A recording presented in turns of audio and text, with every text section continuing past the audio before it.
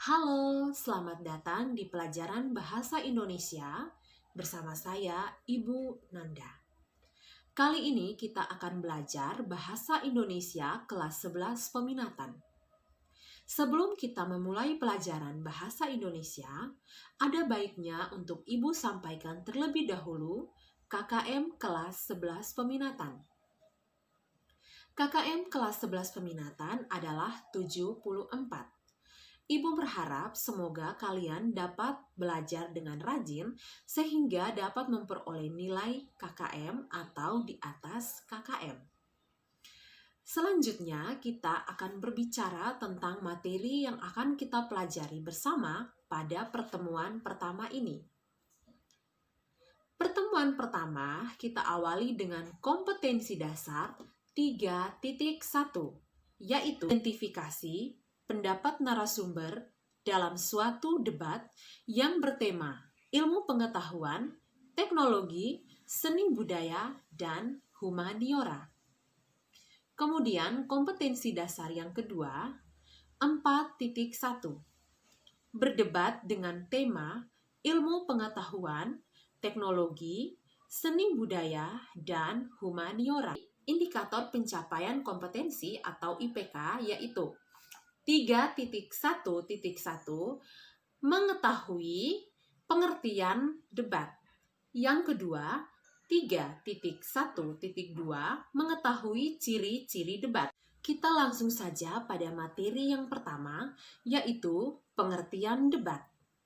Menurut Kamus Besar Bahasa Indonesia, debat adalah pembahasan dan pertukaran pendapat mengenai suatu hal dengan saling memberi alasan untuk mempertahankan pendapat masing-masing.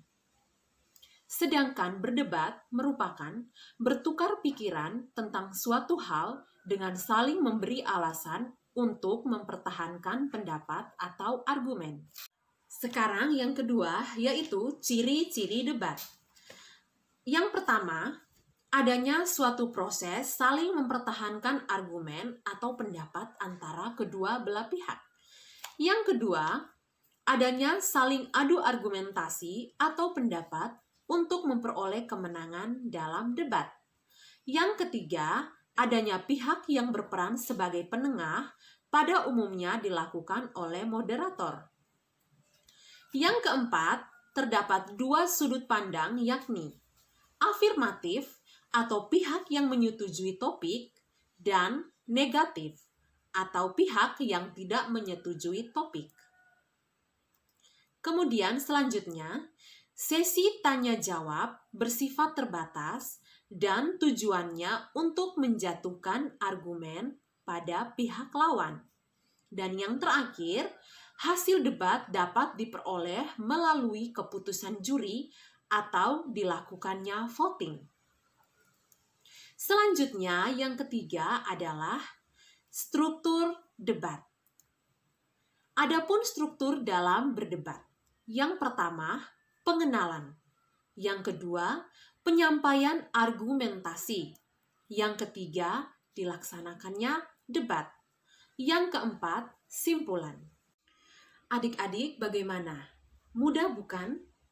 Untuk lebih jelasnya, simak video debat berikut ini. Susi Pujiastuti merupakan Menteri Perikanan dan Kelautan telah mengatakan secara tegas bahwa penenggelaman kapal-kapal asing dapat mengurangi pencurian ikan di perairan Indonesia dan telah diatur dalam undang-undang yang telah saya katakan sebelumnya dalam pasal 69 ayat 4. Terima kasih.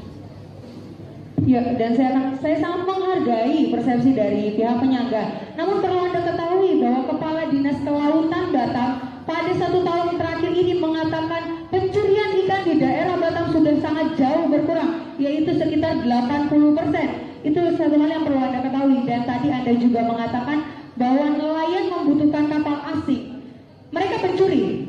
Kita harusnya dapat mengembangkan nelayan kita, bukannya membutuhkan kapal asing. Dan Anda juga perlu mengetahui bahwa pihak Indonesia memberikan mereka peringatan 1-2 peringatan dan seterusnya. Dan pada peringatan terakhir mereka akan diledakkan beserta orangnya. Apakah para yang baru berniat untuk melakukan tidak enggan.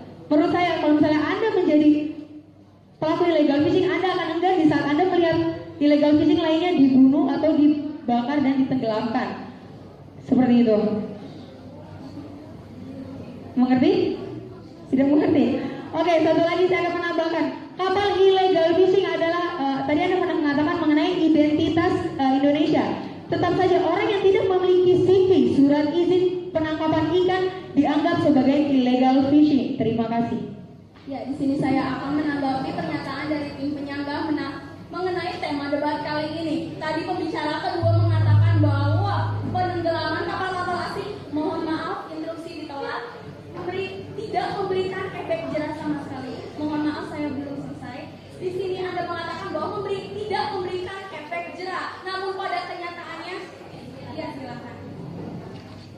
Baik, sesuai dengan undang-undang yang Anda nyatakan tadi, kita boleh dilakukan menenggelamkan kapal asing. Di sini tentu saja terdapat tanda kutip dari kata boleh. Tentu saja kita tidak harus melakukan itu jika nelayan kita Namun, di sini saya ingin menambahkan lagi, ketika seorang kapal-kapal asing mencuri perikanan yang ada di Indonesia, boleh saja dalam peraturan tersebut akan dilakukan tindak lanjutan, yaitu menenggelamkan atau membakar kapal-kapal tersebut agar memberikan efek jerah bagi mereka. Maka dari itu saya tekankan bahwa penenggelaman kapal-kapal asing dibakar, maka memberikan efek jerah serta mengurangi pencurian yang ataupun illegal fishing yang ada di Indonesia. Kita harus melihat bahwa ada 3 dampak negatif yang terjadi apabila kapal tersebut itu tenggelam dan diledakkan di perairan serta di laut Indonesia. Dampak yang pertama adalah kita ketahui bahwa muatan serta tangki-tangkinya tersebut mampu merusak terumbu karang di Indonesia. Yang kedua adalah minyaknya, bahan bakarnya mampu mencemari perairan yang ada di Indonesia, yang secara tidak langsung merusak ataupun membunuh ikan yang ada di Indonesia. Satu kapal ditenggelamkan, maka sebanyak 30 meter perairan Indonesia akan tercemar. Harus kita cermati. Adik-adik, demikianlah materi kita pada pertemuan pertama ini. Jika ada yang belum dipahami, silakan tanyakan kepada Ibu pada nomor yang ada di bawah ini. Sampai jumpa pada mata pelajaran Bahasa Indonesia kelas peminatan minggu depan.